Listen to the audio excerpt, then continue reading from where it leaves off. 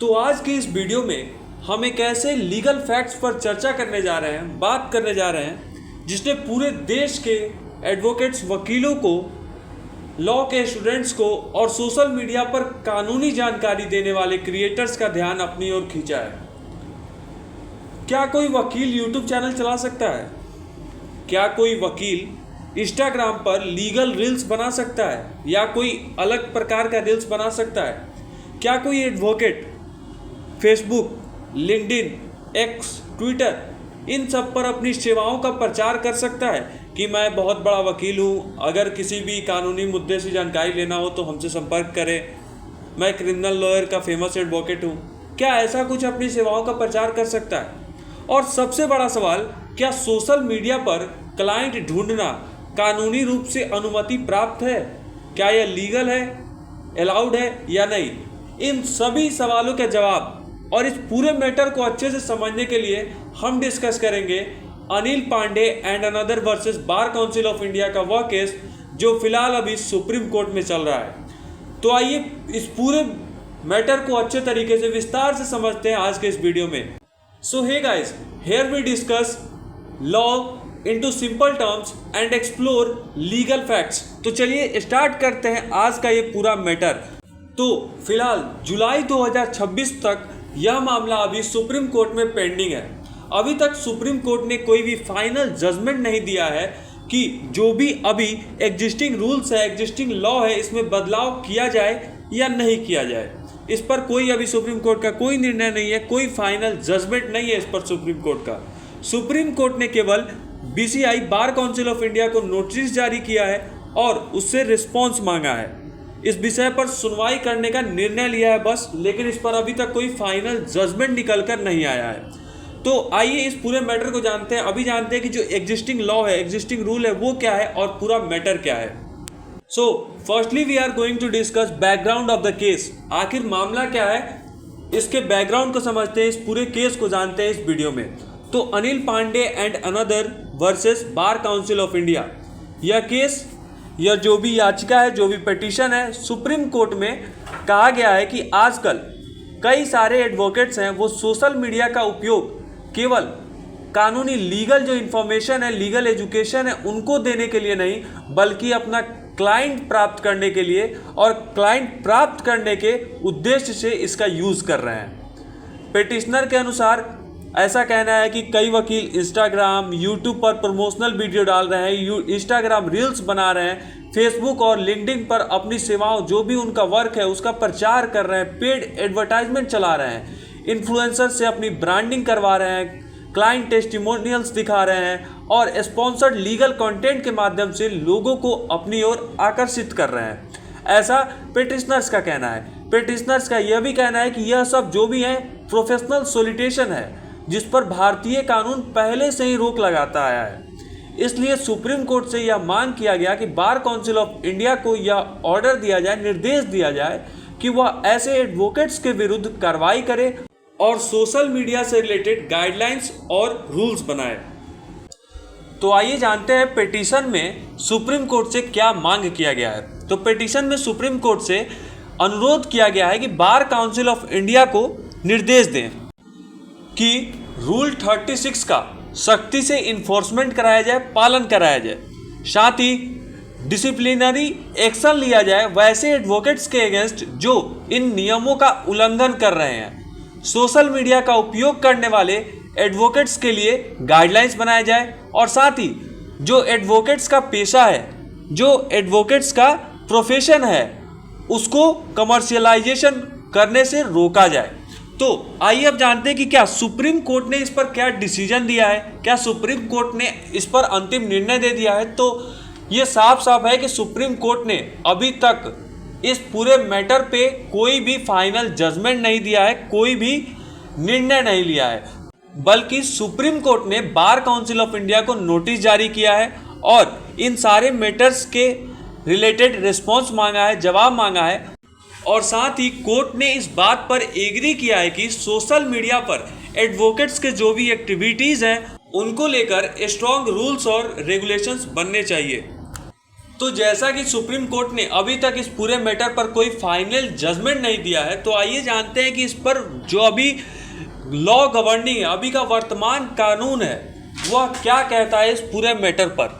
तो सबसे पहले इसमें आता है एडवोकेट्स एक्ट 1961। यह एक्ट एडवोकेट्स के enrolment, conduct, discipline, professional ethics को रेगुलेट करता है। और इसका सेक्शन 35 यह कहता है कि यदि कोई एडवोकेट प्रोफेशनल मिसकंडक्ट करता है तो उसके खिलाफ state bar council disciplinary action ले सकता है, और ऐसी स्थिति में उस एक्शन के पनिशमेंट में उसे चेतावनी दी जा सकती है, उसे सस्पेंड किया जा सकता है, या उसका नाम रोल ऑफ एडवोकेट से हटाया जा सकता है। तो अब बात करते हैं कि सबसे महत्वपूर्ण नियम जो है बार काउंसिल ऑफ इंडिया रूल्स का, रूल 36। रूल 36 क्या कहता है यह जानते हैं। तो रूल 36 ये कहता है कि कोई भी एडवोकेट डायरेक्टली या इनडायरेक्टली तरीके से अपने वर्क का एडवर्टाइजमेंट नहीं कर सकता है, या क्लाइंट्स को गेन करने के लिए, गेन करने के उद्देश्य से प्रचार नहीं करेगा, एडवर्टाइजमेंट नहीं करेगा।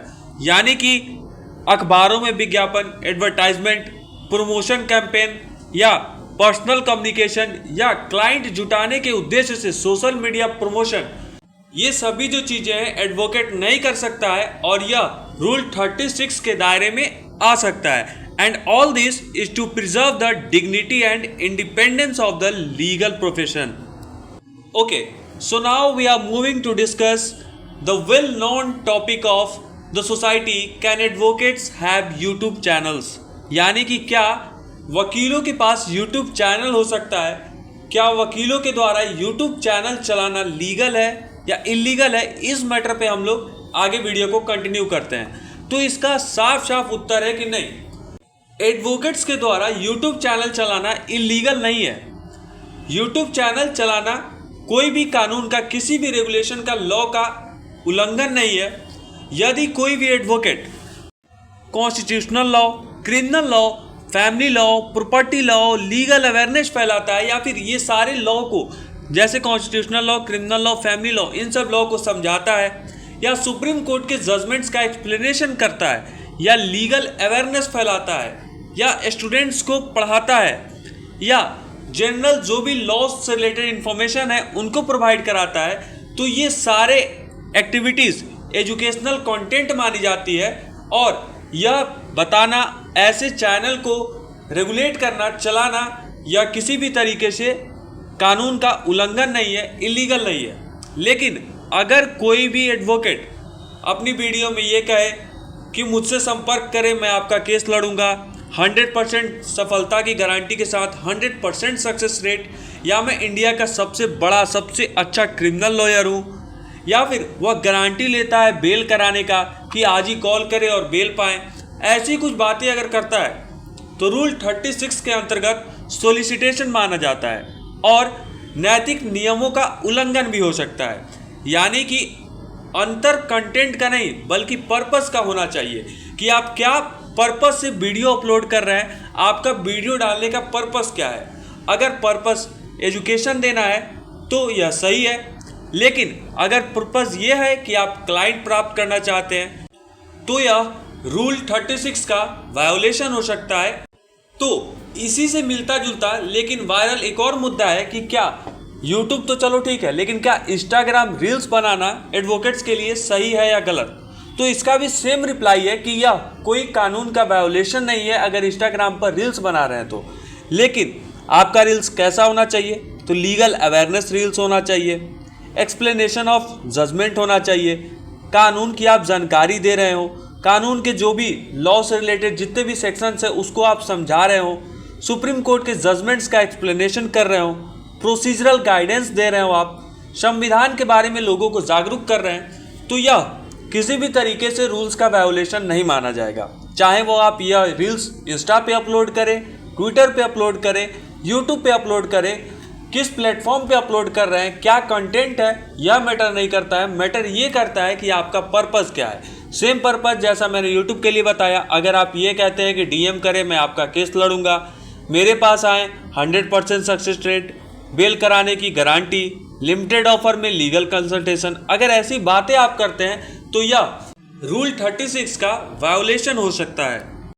तो आइए यह जानते हैं कि यह जो पूरा मैटर है, जो पूरा इशू है, वह इतना इम्पोर्टेंट कैसे हो चुका है, कैसे इतना महत्वपूर्ण हो गया है। तो सबसे पहले तो आज का जो सोसाइटी है वहाँ सोशल मीडिया ने पूरा दुनिया बदल दिया है। हज़ारों या लाखों की मात्रा में जो एडवोकेट्स हैं वह यूट्यूब पे हैं, इंस्टाग्राम पे हैं, लिंक्डइन पे हैं, एक्स पे हैं, ट्विटर पे हर जगह मौजूद हैं, जहाँ पे वो इंस्टाग्राम रील्स डाल रहे हैं, यूट्यूब शॉर्ट्स अपलोड कर रहे हैं, यूट्यूब वीडियोज़ अपलोड कर रहे हैं, पॉडकास्ट कर रहे हैं, पेड प्रमोशंस कर रहे हैं, इन्फ्लुएंसर्स के साथ कोलैबोरेशंस कर रहे हैं। कई लोग ये सारी जो चीज़ें हैं इनका करने का उद्देश्य है शिक्षा दे रहे हैं, लॉ से रिलेटेड एजुकेशन दे रहे हैं लोगों को। वहीं कुछ लोग सोशल मीडिया पर इनका उपयोग क्लाइंट को गेन करने के लिए कर रहे हैं। उनका उद्देश्य सिर्फ यह है कि इससे हमारा क्लाइंट आएगा, और इसी कारण से सुप्रीम कोर्ट से यह अनुरोध किया गया है कि वह स्पष्ट करे कि लीगल इन्फॉर्मेशन, लीगल एजुकेशन कहाँ तक लीगल है और प्रोफेशनल सोलिसिटेशन कहाँ से शुरू होती है। यदि सुप्रीम कोर्ट इस पर कोई भी फाइनल जजमेंट देता है तो आगे की वीडियो में हम लोग उसको कवर करेंगे। फिलहाल इस पूरे वीडियो को एक बार समरी के तरीके से समराइज कर लेते हैं। तो जुलाई 2026 तक सुप्रीम कोर्ट ने इस मामले पर कोई निर्णय नहीं दिया है। अभी भी एडवोकेट एक्ट 1961 और बार काउंसिल ऑफ इंडिया रूल्स का रूल 36 लागू है। इसलिए जो भी एडवोकेट्स हैं वो लीगल नॉलेज, लीगल एजुकेशन और कोर्ट्स के जजमेंट का एक्सप्लेनेशन कर सकते हैं, लेकिन अपने लिए क्लाइंट गेन करने के उद्देश्य से डायरेक्टली या इनडायरेक्टली तरीके से एडवर्टाइजमेंट करना अभी भी रूल्स का वायोलेशन माना जा सकता है। तो आपको ये पूरा वीडियो कैसा लगा कमेंट सेक्शन में ज़रूर बताइएगा, और अगर इस पूरे मैटर पे फाइनल जजमेंट आता है तो हम लोग वीडियो में ज़रूर कवर करेंगे। उस वीडियो को देखने के लिए चैनल को सब्सक्राइब करके रखिए। मिलते हैं नेक्स्ट वीडियो में, तब तक के लिए बाय।